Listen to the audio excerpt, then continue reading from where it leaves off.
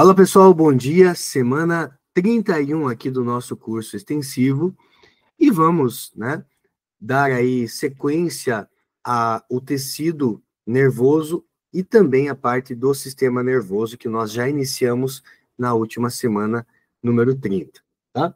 Então, seguimos semana 31, tecido nervoso e sistema nervoso. Me acompanha aqui. Eu tinha parado na última aula na parte da bomba de sódio e potássio, né? Ali falei para vocês da bomba de sódio e potássio e tal. E uma parte importante que vocês precisam dominar bem é a questão do potencial de ação. Quando o neurônio está em repouso, ele não está conduzindo, né, o impulso nervoso, a gente diz que esse neurônio está numa situação, né, de polarizado. Então, ele está com essa diferença de potencial aqui de menos 70 milivolts. Neurônio polarizado. Deixa eu trocar a cor da minha caneta aqui para ficar diferente do gráfico. O neurônio polarizado, ele tem essa DDP, uma diferença de potencial de menos 70 milivolts. Então, aqui ele está numa situação de polarizado. Beleza? Quando recebe o estímulo, ou seja, quando chega o impulso nervoso, vai acontecer uma despolarização. Lembre que o sódio, ele é um sal mineral extracelular, ou seja, tem sódio dentro da célula, no citoplasma? É lógico que tem, mas tem mais sódio lá fora da célula, lá no meio, né, é extracelular. O que acontece na despolarização é que vai inverter o sódio, né, que estava em maior quantidade lá fora, agora ele vai estar em maior quantidade dentro da célula. Então, você tem um processo de despolarização aqui, tá? A mesma coisa vai acontecer ali com o potássio. Só que, veja, aqui não envolve a bomba de sódio e potássio, porque se o sódio está em maior quantidade lá fora, e ele entra na célula, ele entra por transporte passivo, do tipo, né, difusão ali facilitada. A mesma coisa acontece com o potássio. Tem mais potássio dentro da célula, no citoplasma, tem menos potássio lá fora. O potássio, quando ele sai da célula e vai para o citoplasma, ele vai a favor do gradiente de concentração. Então aqui, cuidado, não é a bomba de sódio e potássio. Ah, mas está mexendo com sódio e potássio. Está mexendo a favor do gradiente de concentração. Tem mais sódio fora, o sódio está entrando. Tem mais potássio dentro, o potássio está saindo. Transporte passivo do tipo difusão facilitada. Então, no processo de despolarização, não tem bomba de sódio e potássio funcionando, tá, gente? O que tem aqui é invertendo a carga a DDP de menos 70 para mais 40, mais 50 milivolts, ó. Aqui você tem ali, ó, mais ou menos uns mais 40, mais 50 milivolts. Essa é a despolarização. Durante o processo de despolarização é o momento que o neurônio, então, está conduzindo o impulso. E aí, quando ele repolariza, você tem o quê? Esse potássio, então, agora vai ser bombeado para dentro da célula e o sódio vai ser bombeado para fora da célula. O período, né, de ação da bomba de sódio e potássio, ela começa, então, no processo de repolarização e ela vai ser importante principalmente aqui, nesse período refratário. O que aconteceu? Você tem que a DDP de repouso é menos 70 milivolts, mas quando ele repolariza lá para o menos 90 milivolts, mais ou menos. E aí precisa entrar em ação aqui a bomba de sódio e potássio para poder trazer essa DDP para menos 90 milivolts. É mais ou menos fazer o ajuste, né, gente? E esse período aqui é chamado de período refratário, né? E ele volta, então, para o potencial de repouso, tá? Então, esse gráfico é importante que você consiga fazer a leitura dele, tá? Então, neurônio em repouso, ele está polarizado. Neurônio conduzindo, despolarizado. Neurônio que foi despolarizado e vai voltar para o repouso, ele vai sofrer uma repolarização. Mas na repolarização com a ação da bomba de sódio e potássio, ele pode ultrapassar a diferença de potencial de repouso, tendo que entrar em ação, né, a bomba de sódio e potássio para equilibrar ali as cargas e você ter o potencial de repouso novamente, tá? O impulso, ele é saltatório. Então, o impulso, ele sempre chega no dendrito, passa pelo corpo celular e ele vai seguir até as terminações do axônio. Mas como que funciona? Passa constantemente dentro do axônio? Não. Cada célula, essa aqui é uma bainha de mielina, né? Então, você tem aqui o impulso saltatório. Ele salta de um nó para outro nó. Isso garante uma condução mais rápida do impulso, tá? Então, ele está mostrando ali a região despolarizada, né? E aqui a região ali polarizada. Quando a célula está polarizada, a membrana plasmática, a parte interna dela, está mais negativa em relação do que a parte externa, tá? Propagação do impulso nervoso em axônio mielinizado do sistema nervoso periférico. As alterações de cargas elétricas, despolarização da membrana do axônio saltam pelos nós neurofibrosos, ou seja, a onda de despolarização ela salta de um nó a outro com consequente aumento da velocidade de transmissão do impulso nervoso, tá? Aqui a gente vai ver agora a questão da sinapse, né? O que é a sinapse? Quando os neurônios não se tocam, né? Então, você tem aqui as vesículas com hormônios, neurotransmissores. A região proximal é a região entre dois neurônios. Lembrando que você vai ter o axônio de um neurônio e o dendrito de outro neurônio formando essa sinapse, né? O axônio de um neurônio, dendrito de outro neurônio formando a sinapse. Nós temos também a junção neuromuscular. Então, você tem aqui os dendritos, né, que coletam sinais, o axônio que transfere os sinais até o teu músculo.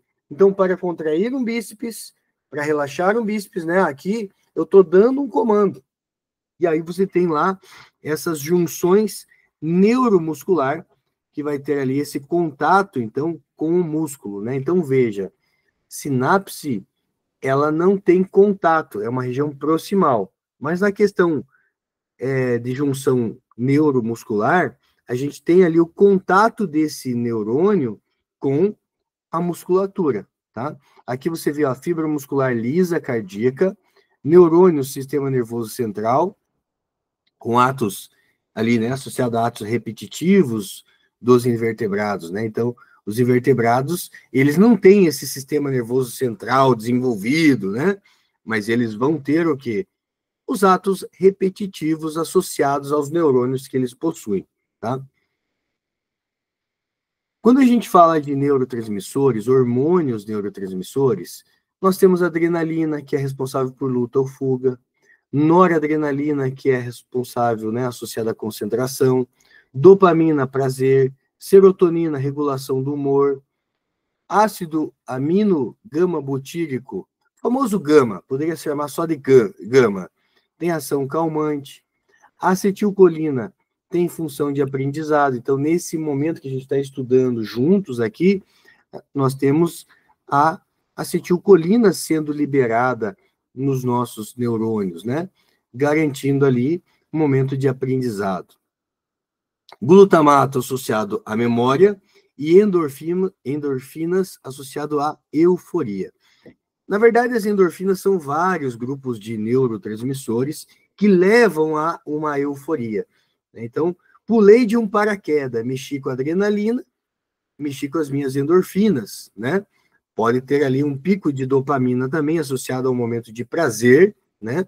Então, veja que nós temos aí vários neurotransmissores que vão ser liberados nessa sinapse. Tá, ó. Então, aqui você tem o telodendro. O que é o telodendro? É o axônio, tá, gente? Axônio terminal, telodendro é a mesma coisa, já que telo significa terminal.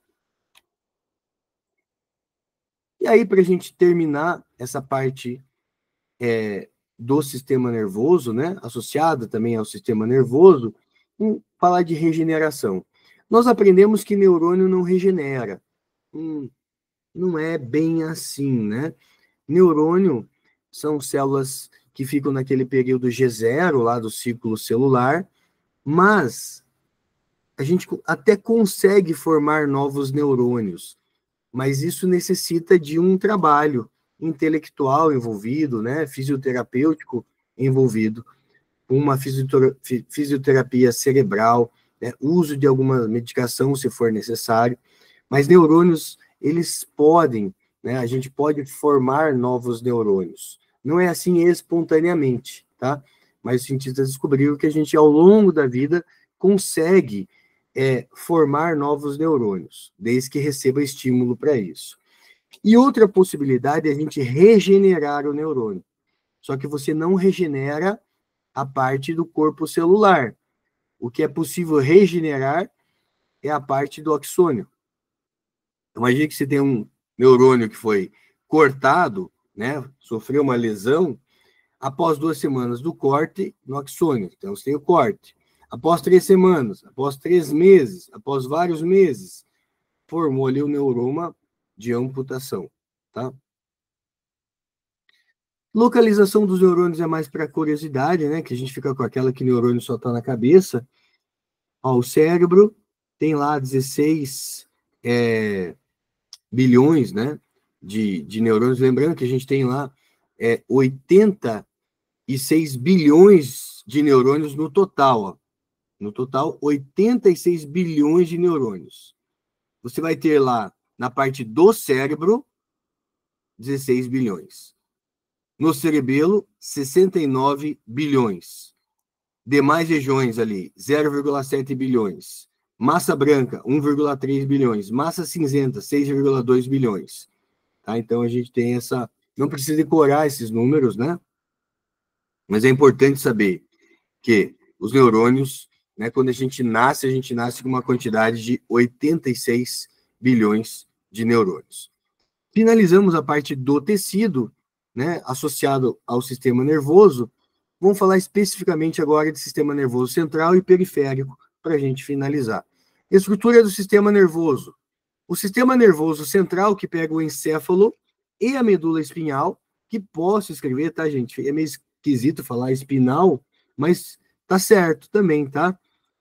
Inclusive, no termo anatômico, eles acabam usando até a palavra espinal mais recorrente. Então, o que é o sistema nervoso central? Pega a parte do encéfalo e da medula espinhal. O sistema nervoso periférico, ele tem uma parte somática e uma parte autônoma. A palavra soma significa corpo. Então, ele está associado a funções ali dos nervos sensitivos do corpo que percebe, né? Ah, minha mão está queimando, deixa eu tirar a minha mão do fogo, né? Coloquei minha mão no fogo. Por que que eu tiro? Neurônios sensitivos, nervos sensitivos que nós temos na mão, né? Percebem essa temperatura e você tem os nervos motores que fazem com que a gente tenha ali o nosso ato reflexo. E o sistema nervoso periférico autônomo é subdividido em simpático e parasimpático. Aqui, uma evolução, né, do encéfalo nos vertebrados. Então, você tem aqui ó, o cerebelo num peixe, né, essa primeira imagem, um peixe, os lobos ópticos, o cerebelo, o bulbo, né? Aqui você já vê os lobos ópticos, né, um pouquinho diferente em relação aos peixes. Aqui já tem uma estrutura diferenciada para um anfíbio, né? Aí você vai ver o cerebelo de réptil em relação ao cerebelo de uma ave. A ave precisa ter um cerebelo maior. Por quê? Porque ela voa, ela precisa de equilíbrio, né? E o cerebelo está associado ao equilíbrio. E aqui, um mamífero, né? Por exemplo, o encéfalo de um gato, tá? Então, a gente vê essa evolução aqui, é bem interessante. Aqui a gente vê a parte do sistema nervoso central, a parte da substância branca e a substância cinzenta. Veja que, até vou trazer para essa imagem aqui, que é uma imagem que eu fiz, ó. No encéfalo, a substância branca, ela fica internamente, e a cinzenta fica externamente. Na medula espinhal, inverte. A substância branca, ela, né, vai ter ali uma inversão, a substância cinzenta fica no meio e a branca fica na periferia, tá? Então, o que acontece? Acontece isso daqui, ó, gente, né? Você vai ter essa inversão, né, da massa branca e da massa cinzenta, por quê? Lá no encéfalo, deixa eu voltar naquela primeira imagem aqui, que é mais fácil. Aqui, na parte do encéfalo, a substância branca ela é mais interna, que é onde ficam os axônios dos neurônios, onde concentram axônios, e são os axônios que vão descer para a medula espinhal. E na periferia fica o corpo celular, a substância cinza começa com C de cinza, né? C de corpo celular, tá? Na medula espinhal inverte, a substância cinza fica na parte do corpo celular dos neurônios, fica no meio, e os axônios que vão, né, para as extremidades do teu corpo. Então, a substância branca fica na periferia. Aqui, as meninges, nós temos o couro cabeludo, periósteo que reveste o osso propriamente dito, e aí vem as 3 meninges. Dura mater, que tem esse nome porque é dura mesmo, aracnoide, que é onde fica circulando ali o líquido cefalorraquidiano, né, o líquor, e a pia mater, que vai ter já uma zona de transição com o cérebro. Aqui também, na medula, né, você tem as 3 meninges, pia mater, aracnoide e dura mater. Estruturas protetoras. O que a gente tem? Temos o crânio, né? Temos o crânio, temos os discos ali, né? Na parte das vértebras. E agora a gente volta aqui para as meninges. Veja, parte do crânio, aí vem a dura mater. A aracnoide tem esse nome porque aqui você vai ter o quê? Partes de fibras, né, gente? E essas fibras que formam tipo uma teia de aranha, então por isso o nome aracnoide. É aqui na aracnoide que circula o líquor. Aí vem a pia mater, que tem a vascularização e intimidade com o cérebro, tá? Você já deve ter ouvido falar numa doença chamada meningite. O que é a meningite? É quando o líquor, né, ele apresenta alguma infecção. Infecção é a presença de algum patógeno, que pode ser um vírus. Existe meningite viral. Pode ser uma bactéria, meningite bacteriana é a mais clássica. Pode ser um fungo, pode ser até um protozoário, tá, gente? Então, a meningite pode ser originada a partir de diferentes patógenos. A mais comum é a meningite bacteriana, que é a meningite meningocócica. Aqui você vê, então, uma, né, região aqui, ó, aracnoide, espaço subaracnoide, pia mater inflamada, tá? Então, se tem a inflamação indicando ali o quê? Uma presença de algum patógeno. Inclusive, recentemente, né, saiu pesquisas aí aqui em Curitiba de aumento do número de mortes de crianças por meningite, tá? Eu não vou lembrar agora se esse número é do Paraná ou é só de Curitiba, mas mesmo que seja do Paraná, é uma quantidade muito grande. Nós tivemos, nesse ano de 2025, 33 mortes por meningite, tá? Então, qualquer coisa, pesquisem depois. Eu lembro de ter lido essa semana em algum artigo, em alguma revista, em alguma reportagem isso, né? Está em alerta a questão da meningite aqui na nossa região. Então, já tivemos aí um número significativo de mortes, uma doença que tem vacina, né? Então, veja que é importante, às vezes, a gente pensar, será que está diminuindo o índice de vacinação até para meningite, né? Que é uma doença muito grave e que pode levar à morte rapidamente, tá? Aqui, na medula espinhal, nós temos também as meninges, dura mater, aracnoide e a pia mater, né? E ali a substância cinzenta no centro da medula espinhal, substância branca na periferia. Sistema nervoso periférico agora. no sistema nervoso periférico, nós temos lá os nervos cranianos, que partem do encéfalo, são 10 pares em peixes e anfíbios, e 12 pares em répteis, aves e mamíferos, né? Então, você tem aqui os aminiotas, répteis, aves e mamíferos, com 12 pares de nervos cranianos. E eles se relacionam com o quê? Os órgãos dos sentidos, os músculos da cabeça e do pescoço, com as vísceras. Então, ele mostra aqui, ó, partindo do teu encéfalo, controle do globo ocular, né? Controle da parte olfativa, controle do nervo ali trigêmeo, controle de outras partes associadas à digestão cardíaca, né? Ou seja, esses 12 pares, né, ou seja, 24 nervos cranianos, vão ter conexão com várias partes do nosso corpo, tá? E os nervos raquidianos são aqueles que partem da medula espinhal. Nós temos, no ser humano, 31 pares de nervos raquidianos, ou seja, são 62 nervos que se relacionam com músculo esquelético, músculo liso, glândulas endócrinas, né? Então, esses nervos, chamados de nervos raquidianos, que partem da medula espinhal. Aqui, né, para você observar a evolução de um encéfalo em um mês de idade, eu pintei aqui as imagens para que você consiga associar o que era o cérebro, né? Então, você tem aqui uma evolução do prosencéfalo para telencéfalo e diencéfalo, e aqui você tem ali o cérebro, né? E o diencéfalo subdividido em regiões como tálamo, hipotálamo e epitálamo. E o mesencéfalo, originando o mesencéfalo, que origina a parte do tronco encefálico. E o rombencéfalo vai ser subdividido metencéfalo, mielencéfalo. O metencéfalo origina a ponta e o cerebelo, e o mielencéfalo origina o bulbo raquidiano ou medula oblonga, tá? Então, essa imagem eu fiz para vocês aqui, ó, destacando com a pintura, para que você consiga associar, a parte laranja está aqui, né?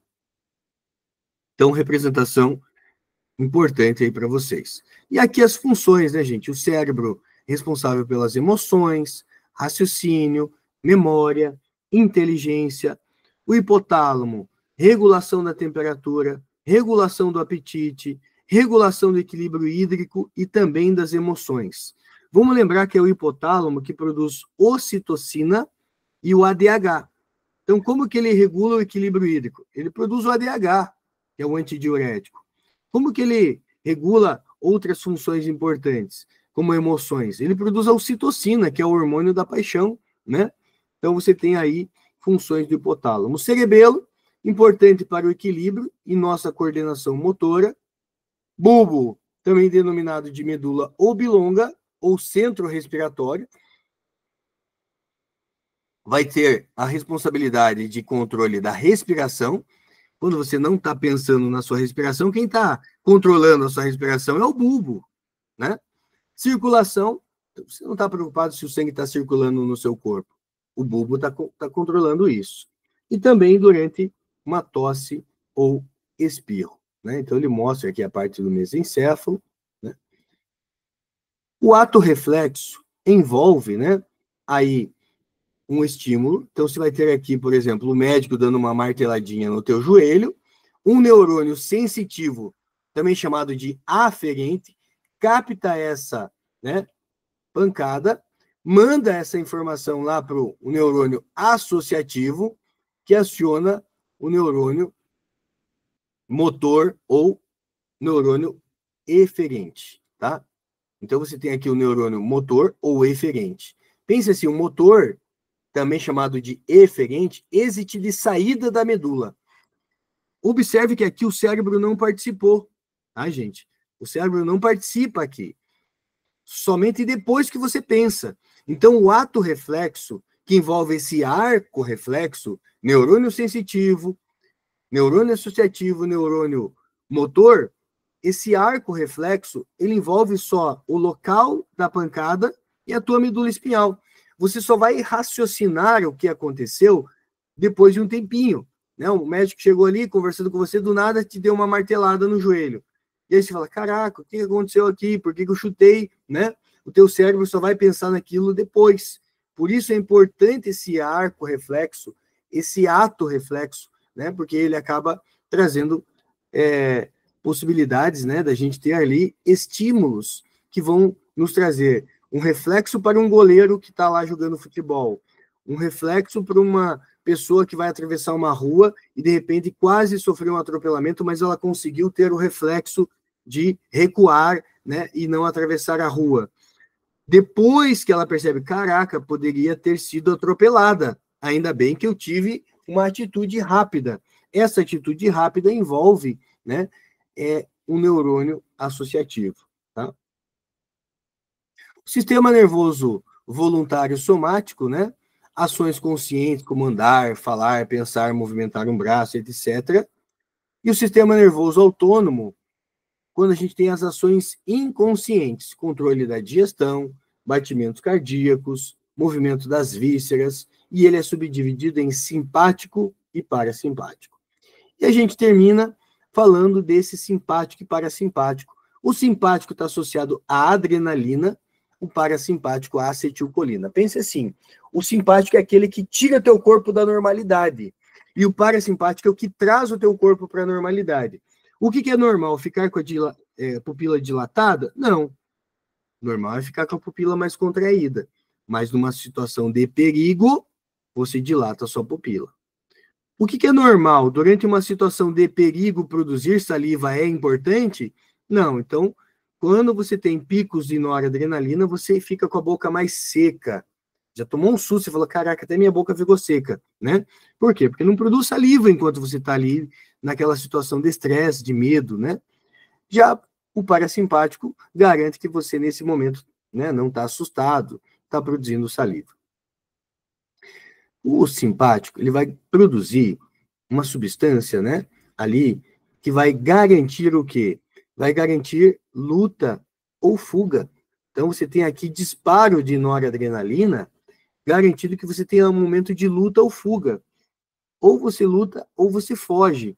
Então, no dia de uma prova, gente, você vai chegar nervoso na prova, é normal, mas é importante que você sente, você dê aquela respirada funda, você pense, cara, eu estudei o ano inteiro, foram 32 semanas com o Giovanni, mais super, mais discursiva, né? A gente estudou muito aqui, se pensar só biologia, imagina o resto que você está estudando, é muita coisa. Eu realmente, né, admiro o empenho de vocês ao longo desse ano, por quê? Porque não foi fácil, né? Eu estou olhando só para a biologia agora, imagina você que tem que olhar para tudo, né? Então, nesse momento de luta ou fuga, você vai chegar com o sistema simpático acionado no vestibular, tua pupila vai estar dilatada, você vai estar com a boca seca, né? Mas aí você chega um pouquinho antes, você, se quiser, faz uma meditação, se conhece alguma técnica de yoga, né? Se você simplesmente não conhece nenhuma técnica dessas, respire profundamente por alguns minutos, tá? Já vai trazer o teu corpo para a normalidade. A hora que você sentar para fazer a prova, você já conseguiu desligar, né, esse sistema nervoso periférico simpático. Então, dilata aí, né, os brônquios, você precisa melhorar a oxigenação numa situação de perigo. O normal, né, é contrair os brônquios. Numa situação digestória, por que a gente tem situação digestória esquisita, né? Toda vez eu tinha que chegar antes para as provas. Qualquer coisa assim que seja muito decisiva na minha vida, eu sou muito ansioso, então liga a parte simpática. Gente, dá uns revertério digestivo complicado, né? Mas eu já me conheço, eu sei que é assim. Então hoje eu já consigo lidar melhor com isso, né? Por quê? Porque vai mexer com a nossa parte digestória. Durante uma situação de perigo, não é interessante você ter, né, energia ali para manter o teu tubo digestório funcionando. Então, inibe peristaltismo e secreção de sucos gástricos. Numa situação de normalidade, você está aí com estímulo de peristaltismo, secreção. Giovanni, por que desliga umas coisas e liga outras? Porque você vai focar toda a tua energia, basicamente, na luta e na fuga. Menos fazer prova, por exemplo, né? Por isso que dá o branco no dia da prova. Aqui você tem o estímulo da liberação de glicose em relação ao teu fígado, né? E o normal é que você estimule a secreção da bile. Então, numa situação de normalidade, teu fígado está secretando bile. Numa situação de medo, de perigo, de estresse, você está estimulando a liberação de glicose para gerar mais energia, né? Você tem aqui a questão de inibir a contração da bexiga urinária. Então, veja, aquele cachorro que está te recebendo, né? Você ficou fora de casa. Quando você volta para casa, o cachorro faz até xixi de tão feliz que ele te vê. Não brigue com ele, gente. Ele te ama, né? Porque ele ficou tão ansioso em te ver, tão ansioso, mexeu tanto com a emoção do animal, que ele inibiu a contração da bexiga urinária ali, né? Então ele não fica contraindo a bexiga. Se tiver urina, ele vai fazer xixi, né? Então, fez xixi porque ele ama você. Então não bata no cachorrinho lá que fez xixi. Ah, mas ele me recebeu fazendo xixi, né? E aqui a questão, né, da secreção de adrenalina e noradrenalina pelas glândulas adrenais. Beleza, minha gente? Então nós terminamos o sistema nervoso. Segunda-feira eu vou trazer um adicional na parte de relações ecológicas. Então segunda-feira não tem biologia C. Por quê? Porque nós conseguimos terminar hoje, tá? E aí, segunda-feira então a gente vai ter a biologia A com tecidos musculares, biologia B uma adicional de relação ecológica que eu vou trazer aqui para vocês, e a biologia C não tem. Provavelmente a nossa aula de segunda-feira seja um pouquinho mais curtinha, tá?